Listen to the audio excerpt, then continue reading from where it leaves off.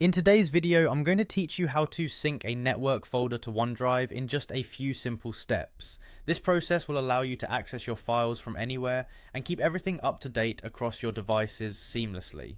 So let's dive right in.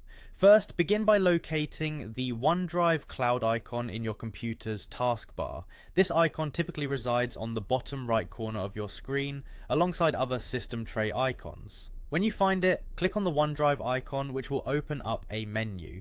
This is your gateway to managing everything OneDrive related. Next, within this same menu, you will want to look for the OneDrive Help and Settings icon. It's usually depicted by a small gear icon, which is quite intuitive and easy to spot.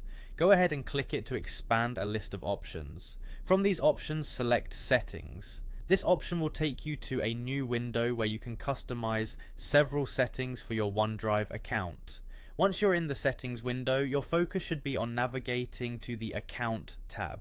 It's essential to do this step as this tab contains options pertinent to managing the accounts linked to OneDrive on your device. You'll find it at the top of the settings window, neatly nestled between other useful tabs.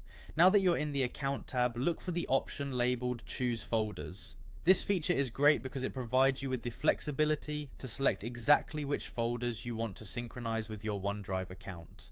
Click on it, and this opens a new dialog box. In this dialog box, you'll see a list of folders available for synchronization.